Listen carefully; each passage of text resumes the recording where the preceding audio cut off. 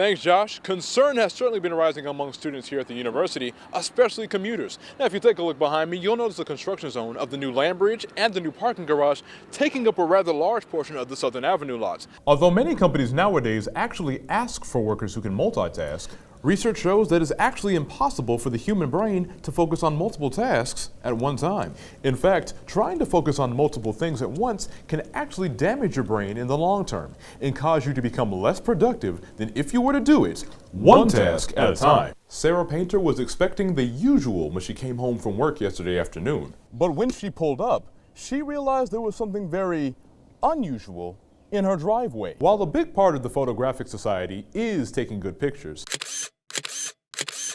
many members will tell you the best part of the club is sharing those pictures with other photographers. As you can see, the Memphis Grand Carousel isn't just a kiddie ride, but a ride for all ages. In this one-of-a-kind exhibition, seniors get a chance to show off their best work over the past 4 years professionally for public viewing and a chance to earn scholarships. The Sandbox is also welcoming in 3 new creative spaces: the video production studio, where students can explore their cinematic desires, the audio production studio, where they can record sound and podcast, and the presentation practice room, where they can rehearse and record their presentations or record voiceovers like the ones in this package. The university also encourages students to download the Live Safe app, which allows students to contact campus authorities, informs them of campus safety procedures, and enables them to track their friends as they're walking from nighttime classes.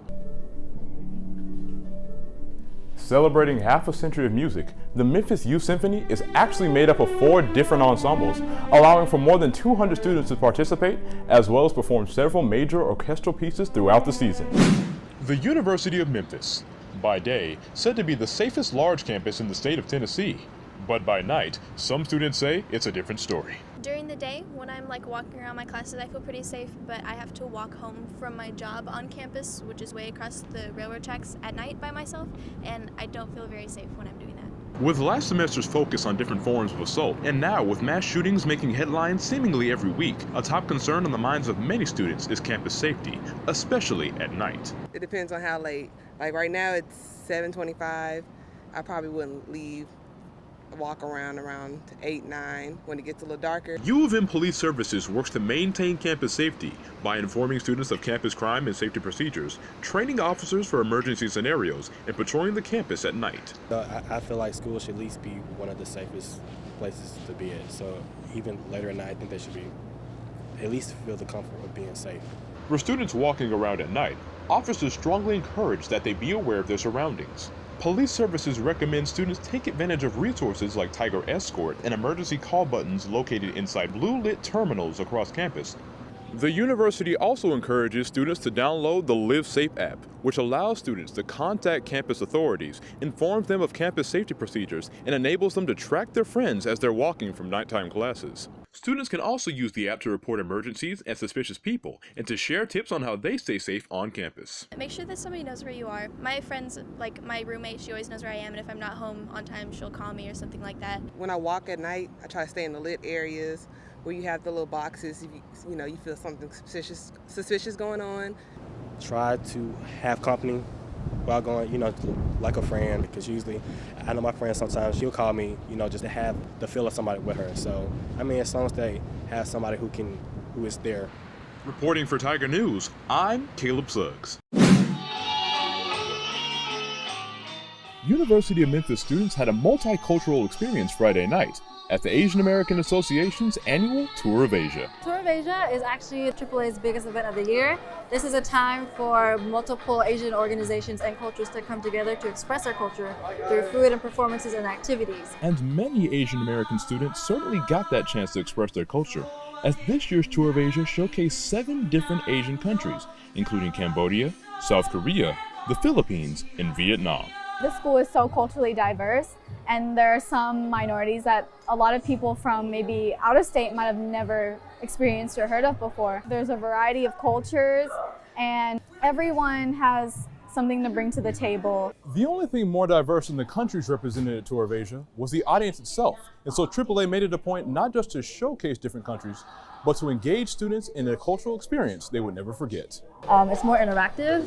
Other events that are hosted here at the University of Memphis are more of a sit-down type of event, there's nothing wrong with that, but I feel like with culture, putting yourself out there and actually doing it is worthwhile. It's something that you personally didn't grow up with. You have your own cultures, you have your own traditions and things that you celebrate with your family and your life.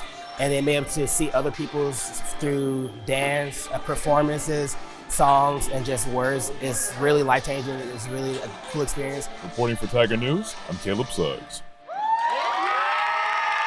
The U of M's McWhirter Library is giving students the opportunity to use state-of-the-art equipment however they imagine, with a little-known program they call the Sandbox. The Sandbox is an area in the library that is for students to come and try out any kind of technology we have available. It's a place for students to come and make their own art, create stuff, design stuff, and hopefully be inspired to try it not only in their student life, but maybe carry it over with them in their careers afterwards. The Sandbox started in 2014 with just a couple of 3D printers. It has now expanded into an entire area called the Creator Space, with many tools and tech for students to use, such as computers fit with the latest design software, keyboards where they can compose music, bookshelves full of graphic novels, and a video game area. But that's not all. Students can also rent out state-of-the-art technology for use outside of the Sandbox, like digital art tablets, VR headsets, a sewing machine, professional cameras, laptops, and microphones. And that's just the tip of the iceberg. The purpose is really to kind of introduce students to new technologies that maybe they can't afford. A lot of this stuff, you know,